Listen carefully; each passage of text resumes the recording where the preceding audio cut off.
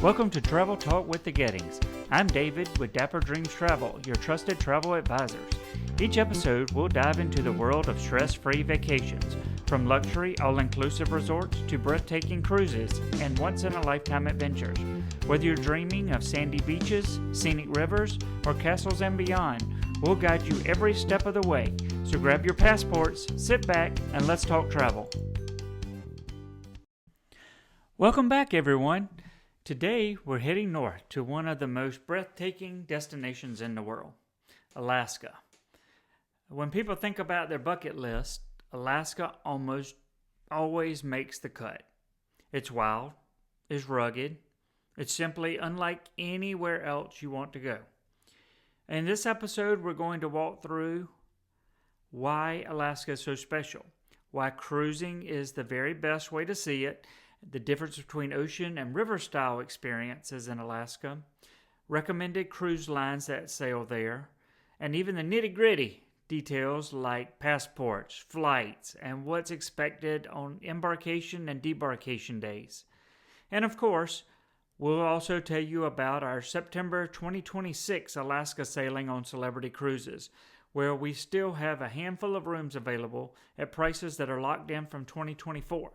So stick with us because we got a lot to cover, and we hope you enjoy this episode on Alaska. So why Alaska? What makes it stand apart from any other destination? Alaska is often called America's last frontier, and for good reason. The landscapes are absolutely massive. You got snow-capped mountains, endless forests, glaciers that are larger than entire cities, and wildlife that most people have only seen on TV. On one trip, you can spot whales breaching, bald eagles flying overhead, sea lions lounging on the rocks, and bears fishing for salmon in the wild. It's truly an amazing sight. It's a place that makes you feel small in the best possible way. The scale is awe-inspiring. And while people often say it's a once-in-a-lifetime trip, we've seen over and over that once someone visits Alaska, they immediately want to go back. They're already talking with us about rebooking for another Alaskan trip to check out other places. There's just so much to experience that no single trip can really capture it all. Now, I want to pause here and emphasize something important before we get too deep into this article. And that is, even though it's an Alaska cruise, you will still need a passport. Yes, Alaska is part of the United States. Every major Alaska cruise itinerary includes a Canadian stop, whether that's Vancouver, Victoria, or somewhere else. The bottom line is you're still going to need a valid passport. Don't worry, we'll circle back to this later in the episode and explain why this is required, but we don't want anyone to get the impression that they can do this cruise to Alaska without proper documentation. So now let's talk about the best ways to see Alaska. You can absolutely do Alaska as a land-based trip. You could fly into Anchorage, you can rent a car, and see parts of the state. Did you catch that? Parts of the state. Because you're going to spend a lot of time driving. But here's the challenge. Alaska is huge. It's roughly 1/5 the size of the entire continental U.S., and their infrastructure doesn't make it easy to just hop around. Distances are long. Many of the most iconic sites, like the glaciers, aren't readily accessible by road. That's where a cruise comes in. Cruising Alaska allows you to unpack once and still cover an incredible amount of ground. You'll sail through the Inside Passage, glide right up to the glaciers, and stop in coastal towns that would be very difficult to reach on your own. Plus, you've got the comfort of the ship.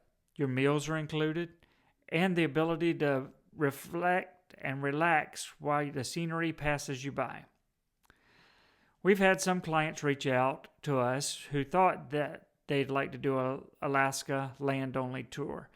And after we had a discussion, they realized that that was almost impossible and that a cruise was just going to give them more of Alaska in less time and less stress.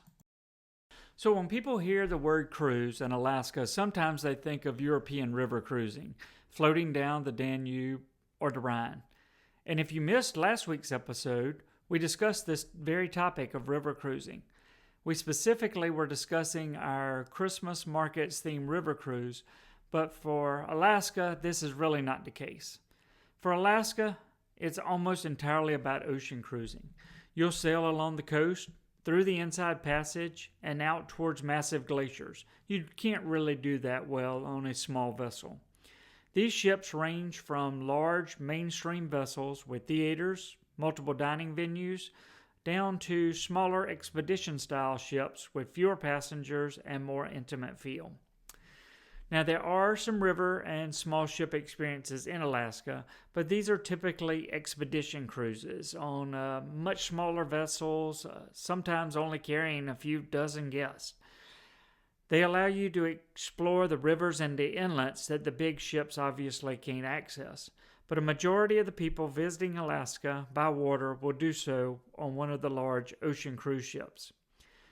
If this is your first time experiencing Alaska, we would usually recommend that you start with an ocean cruise. You'll get the wow factor of the glaciers, the wildlife, and the port towns, and you'll be able to cover more ground in comfort. So let's talk about cruise lines that go to Alaska. There's a number of cruise lines out there that sail to Alaska. Some of the more popular ones are Princess, Holland America, Celebrity, Royal Caribbean, and Norwegian.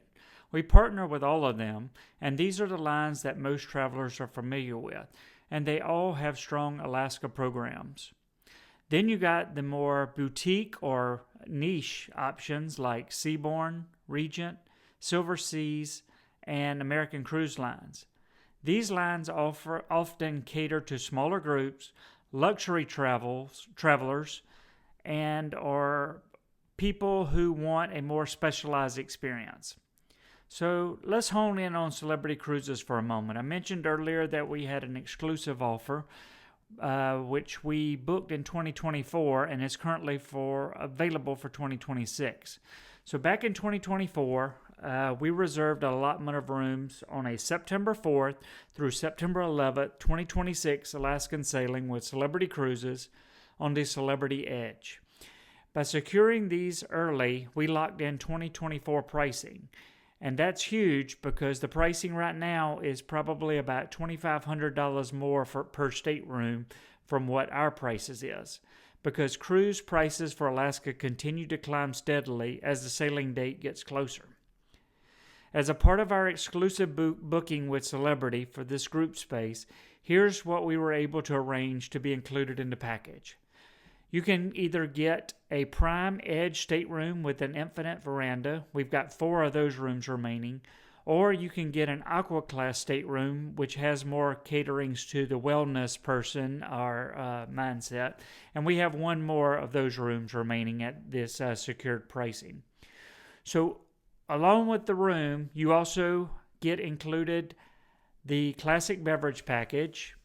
You also get the Wi-Fi package. You also get prepaid gratuities. You also get travel insurance included. And you get to book with confidence with a refundable deposit. We already have about 6 of the rooms committed to, and we still have a handful available, as I mentioned. To put this in perspective, the current list price for these staterooms is already over $2,500 per stateroom, more than what we have locked in. That's the benefit of planning early. The only thing we'll need to add later to this is the flights, and that booking window will open in mid-October of 2025. So right now, you can secure one of these staterooms that we have remaining at this fantastic price and look in these great inclusions, and we will reach back out in mid-October to get the flight secured for you. This is a great way to get to Alaska on your calendar with a peace of mind at a low cost. So let's throw another happy wrinkle into this planning. Let's talk about one of the best kept secrets of Alaska travel, the land and sea packages, or what cruise lines like to call cruise tours. Most people think about Alaska as just a cruise. You get on the ship, you sail through the Inside Passage, you see glaciers, you stop in coastal towns, and that alone is incredible. But why not go a step farther and get the full picture of Alaska. The glaciers, the coastline, the vast interior. Then a land and sea cruise tour is the way to go for this. So what is a cruise tour? All right, so essentially it's a combination of your cruise with an organized land extension either on the front end or the back end of your sailing. These sailings are typically point to point. So, for example, you'll leave Seattle, but your cruise will end in Juneau, Alaska, and that's where you'll pick up the land portion. You can also fly into Juneau, do your land portion up front, and then sail to, say, Seattle or Vancouver back home. If you add on a cruise tour, you're not going to be a round trip. It's going to be a point-to-point cruise. So the cruise line takes care of all the details, your transportation, your hotels, even things like rail travel to the interior of the state. So you're not piecemealing anything together on your own. You'll spend part of your trip on board the ship and then the other part exploring Alaska's interior, where you can't get to by water. So let's look at this from a bigger perspective. When you go on inland, you're entering a completely different Alaska. The coastline gives you glaciers, fjords, whales, bald eagles, but once you step inside, you're in the land of mountains, more up-close mountains, valleys, and some of the most incredible wildlife on the earth. You got a real shot at seeing a grizzly bear in its natural environment, moose wandering through the forest, herds of caribou, and Dall sheep perched on the cliffs. This is also the part of Alaska where you'll find the Denali National Park. It's home to the tallest mountain in North America. On a clear day, the peak is absolutely jaw-dropping. And we get so many pictures from our clients from this perspective. So one of the highlights of these cruise tours is the Alaska Railroad. Many of the itineraries include a segment on a glass dome train cars where you can sit back, sip coffee or a glass of wine, and watch the wilderness roll by. It's one of those bucket list experiences. Now, the length of these cruise tours varies. Some are just a few days added onto your cruise, maybe a couple of nights in Denali, while others stretch to another full week or more, covering Fairbanks, Anchorage, and other towns along the way. So here's why we have some clients like cruise tours so much. They give you balance. On the cruise, you've got comfort. All your meals are included, and the breathtaking views from your stateroom or the deck. But on land, you're right in the heart of the wilderness. You might even stay at the lodge near Denali where moose literally walk through the resort itself. You get a more rugged, authentic feel, like while still having everything organized for you. And for wildlife lovers, the land portion is where Alaska really shines.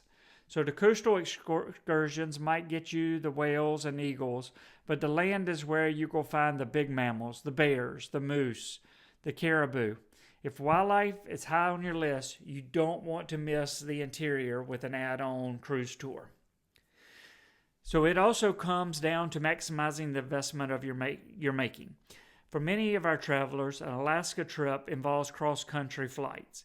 If you're already flying that far, why not extend your trip and see both sides of the state? A cruise tour gives you that opportunity without doubling your stress. So, if you're dreaming of Alaska, ask yourself, do I just want to cruise? Or do I want the full experience of Alaska, glaciers, wildlife, and the interior wilderness? If it's the latter, then the cruise tour is going to give you that complete experience you desire.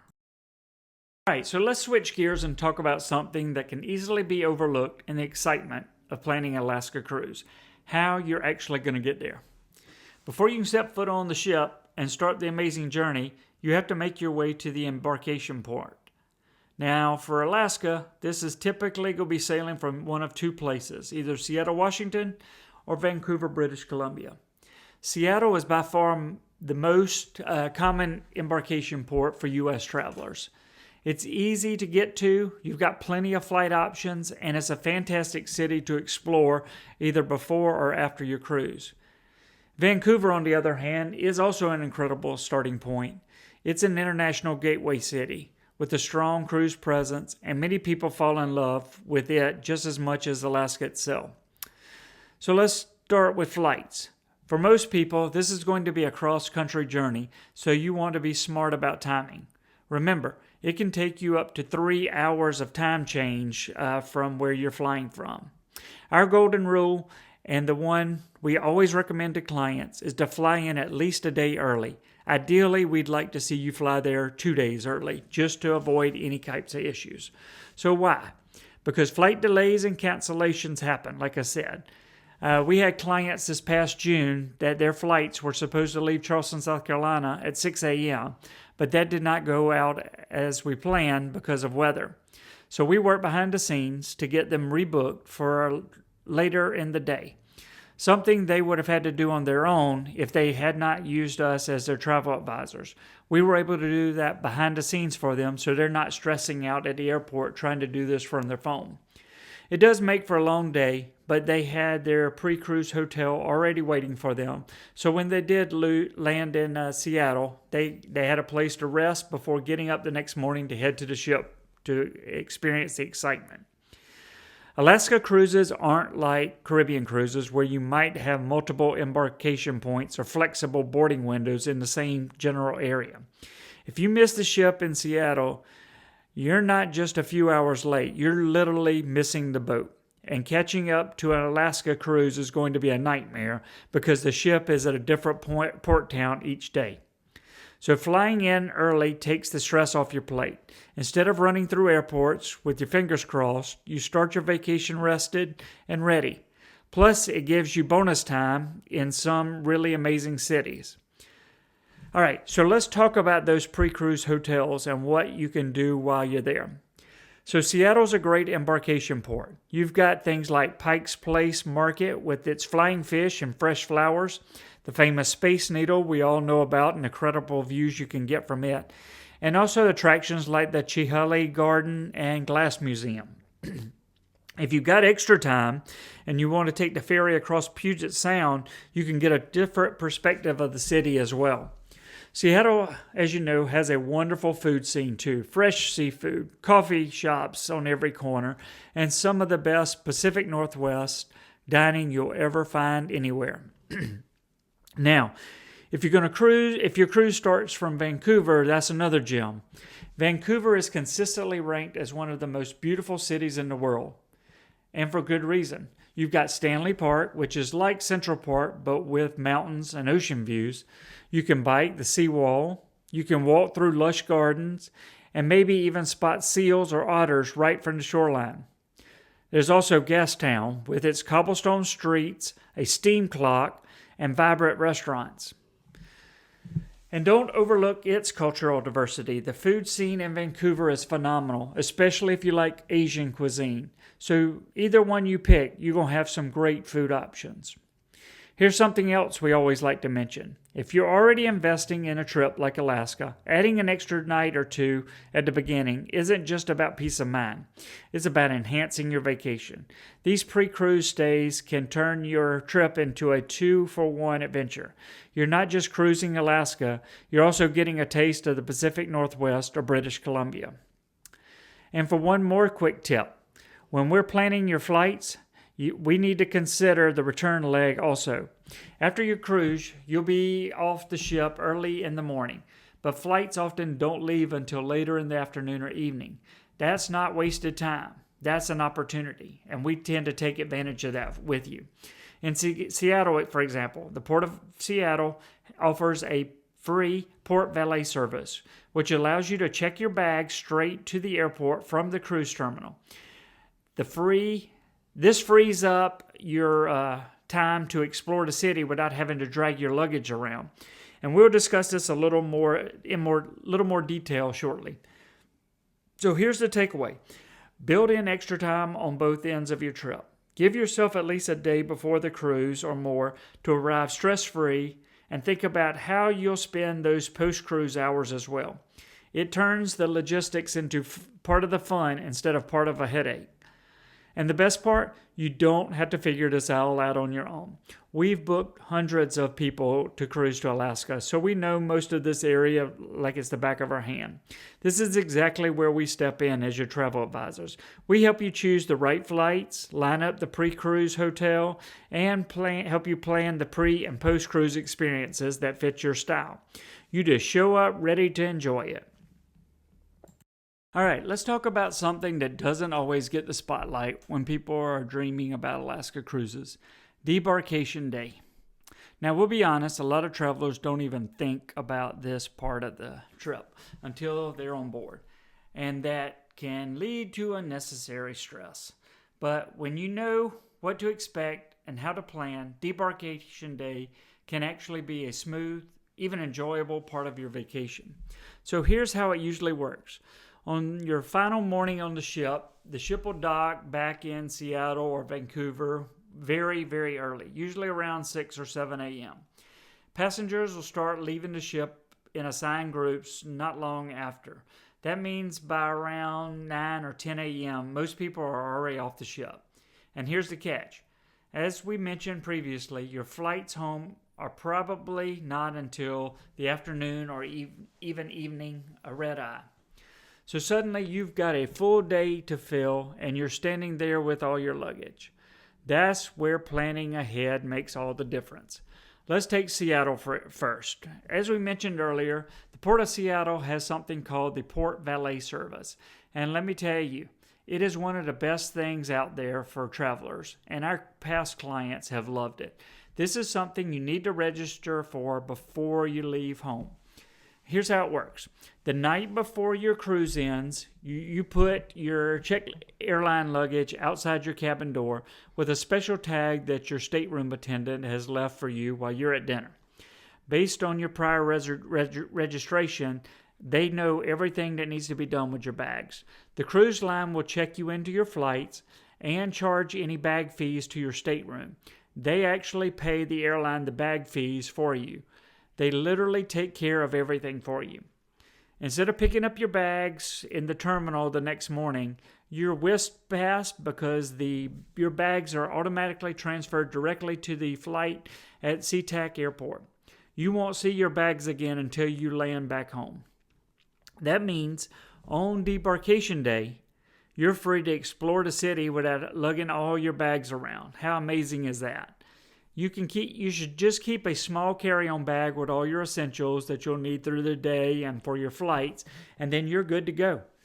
It's included with most major airlines, and we'll help you check eligibility when we book your trip. Honestly, it takes so much stress out of the day for our clients. So what do you do with all this extra time in Seattle? We kind of mentioned a few options earlier, but let's dive into them a little more. So if you didn't see Pike's Place Market before the cruise, this is something you want to make sure you take in either pre or post cruise. It's a bustling in the morning, and you can grab breakfast or snacks for later while you're watching the entertainment of fish flying throughout the air. You could visit the Space Needle, a true icon. If you haven't been up there, you're missing out on some of the best views of the Pacific Northwest. So right next to the Space Needle is this place called the Chihuly Garden and Glass Museum, which actually is pretty stunning. It sounds boring, but I promise you it's actually stunning. Even if you're not an art buff, the glass installations are jaw-dropping. So history buffs might enjoy the Seattle Underground Tour, where you walk the old streets below the modern city and learn about Seattle's quirky past. Or, if you just want to relax, you could do something simple like strolling along the waterfront, enjoy a coffee at one of the local cafes, or you could take a quick ferry ride across the Puget Sound for one last adventure before heading to the airport. And the nice part, as we mentioned, with Port Valet, you're not being weighed down by your luggage. You're free to enjoy your last day on vacation. Now, if you cruise in Vancouver, they don't really offer this perk for valet service for you because the logistics are a little different since you'll be flying out internationally. You'll want to allow extra time here at the airport because you got to deal with international check-ins and customs. But you also still have hours to spend in a world-class city before the flight. Some great options to tour in Vancouver will be to Stanley Park, where you can rent bikes or just walk along the seawall. You got Gastown, and they've got this cool steam clock and a historic vibe. You've got the Vancouver Lookout, which gives you sweeping views of the city. Or if you're a foodie, you could do brunch or lunch in one of Vancouver's incredible restaurants before heading to the airport. So the key is not to waste this day just sitting in the airport waiting. With the right planning, which we can help you with, you can treat debarkation day as a bonus sightseeing day. Now here's the other tip we always give. When we're booking flights home, don't get tempted by trying to talk us into the earliest flights available. A 10 a.m. departure might look convenient, but it's risky. Remember, you're not guaranteed to be off the ship before 8 or 9, and you've still got to go through customs, grab your transportation, and get to the airport. That's cutting it really close. Afternoon or evening flights are always safer, and they give you time to enjoy the city. So here's the big takeaway. Plan ahead for your debarkation day. Use tools like Port Valet and Seattle. Choose later flights. And think of this day as the last chapter of your adventure, not just a throwaway travel day before heading home. Oh, and of course, this is where we step in as well. We don't just book your cruise and call it a day. We help you plan every step, from the moment you leave home until you're back home again. That means flights, transfers, hotels, pre- and post-cruise sightseeing, and yes, we make sure your debarkation day is smooth and enjoyable. When it's handled well, it really does make the whole trip feel seamless from start to finish. All right. Let's talk about something really important that I made mention of at the beginning of the episode. That's passports. We want to be crystal clear here because this is where a lot of confusion happens. We've had clients come to us and say, well, I don't need a passport for Alaska, right? It's part of the U.S. Well, technically, if you were doing an entirely land-based trip inside Alaska, that might be true. But here's the reality. When you're doing an Alaska cruise, you absolutely need a passport. So why, you say? Because every single Alaska cruise itinerary is going to stop in Canada at some point. Usually that's Vancouver or Victoria. And once your ship touches the Canadian port, you've crossed an international border. That means you must have a valid passport book. Now, we know some of you might be thinking, well, I've heard about these closed-loop cruises where you can use just your birth certificate and driver's license. And yes, that's true for certain Caribbean itineraries. If you leave from and return to the same U.S. port without stopping in a foreign country, you can sometimes get away with that. But Alaska is not that scenario. You are going to be stopping in Canada, and you don't want to mess around with documentation when you're dealing with international travel. And let me add this. Even if you could technically board with a birth certificate, what happens is something unexpected happens. Even in the Caribbean, this statement takes precedence. Let's say you have a medical emergency and you need to be flown home from Canada, or you miss the ship and have to catch up with it in a foreign port. Without a passport, that situation goes from inconvenient to nightmare really quickly. And there's only so much as your travel advisors we can do to help. So your passport is your ticket home in these scenarios. So again, I'm going to say it plainly. For an Alaska cruise, you need a passport, period. End of story. Now, you ready for a little history lesson on why this is needed? Let's connect this to something that doesn't get talked about much. This is called the Jones Act, also known as the Passenger Vessel Service Act. Told you it's going to be a history lesson. So what this is a U.S. maritime law from way back in 1886 that said foreign flagged cruise ships, which, by the way, is basically every large cruise ship out there, it cannot transport passengers between two U.S. ports without making a stop in a foreign port. That's why Alaska cruises almost always stop in Canada. If you're sailing round trip from Seattle, you're going to stop in Victoria or Vancouver on the itinerary. If you're doing a one-way cruise from Vancouver up to Seward or Whittier in Alaska, you're starting in Canada for that very reason. Cruise lines aren't just being nice and adding variety. They're legally required to include that international stop. And that ties right back to the passports if you put it all together. The Jones Act means there is no getting around that foreign port call, which means there is no getting around the need for proper documentation. So what does that mean for you? First, check your passport's expiration date. Most cruise lines and airlines require it to be valid at least 6 months from your return date. Secondly, don't wait until the last minute to apply or renew. Processing times can be long, and while expedited service exists, it's not always stress-free. And finally, treat your passport like your most important travel accessory. Keep it safe, know where it is, and have it ready at embarkation and when you're entering ports. We'll also add one more thing here for this. A passport card is not enough. As you heard before, I highlighted passport book. Those are fine for land crossings into Canada and Mexico, but they will not get you on an Alaska cruise. You need a full passport book. So spend the extra money when you're doing your passport and get the passport book, not the passport card. So here's our travel advisor bottom line. If Alaska is on your radar and you don't already have a valid passport, start that process today. If you need help, reach out to us. We can help you through the process. Don't let something simple as paperwork stand in the way of your bucket list adventure. And of course, that's part of how we support our clients. When we're planning an Alaska cruise together, we don't just talk about itineraries and staterooms. We make sure you are travel ready, your documents, your flights, your hotel, your excursions, the whole package. Our role is to make sure you show up at the port with confidence, knowing everything is handled. All right, before we wrap up, we want to give you a few bonus tips for planning your Alaska cruise. So when do you want to go? The Alaska cruise season runs from May through September. So if you do the math, that's roughly 5 months. So the early season is May and June, and that tends to have fewer crowds, and it's often lower pricing.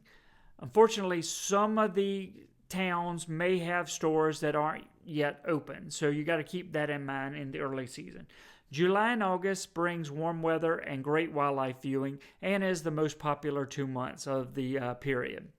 September offers beautiful fall colors.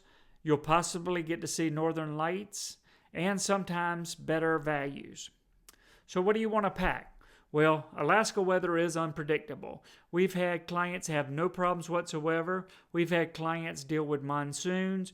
We've had clients deal with severe cold weather. So you don't know what you're going to get. So you'll want to prepare with layers. A good waterproof jacket, some comfortable walking shoes, and don't forget binoculars for wildlife spotting. And depending on which rooms you pick, you may even get those binoculars included in your stay. Also, a good camera with a good zoom lens is worth it, so you can bring back all those amazing images. So what about excursions? So some of the best Alaska experiences are actually off the ship. Think whale watching tours, helicopter rides to the glaciers, dog sledding, or scenic train rides. These excursions can sell out early, so pre-booking is highly recommended. Once you're on board, these headliners are not going to be available, so get them booked early. So how about budgeting? Well, remember that excursions are an additional cost. They're not included in an ocean cruise, so factor that into your planning. But in our experience, they're well worth it for Alaska. You'll want to get off the boat in every one of these ports and try something. We've never had an Alaska cruise client come back and say, well, that particular excursion was not worth the investment. All right, Alaska really is one of those destinations that captures your imagination. Cruising makes it possible to see glaciers, wildlife, and stunning natural beauty while still having the comfort and ease of the ship as your home base. And you only have to unpack once. If Alaska is on your list, now is the time to start planning. In fact, here in September 25, we're already securing space on 2027 cruise itineraries, as many of the 2026 sailings are starting to be sold out or have become far too pricey for our clients at this point. Remember, the Alaska cruise season is roughly 5 months out of the year.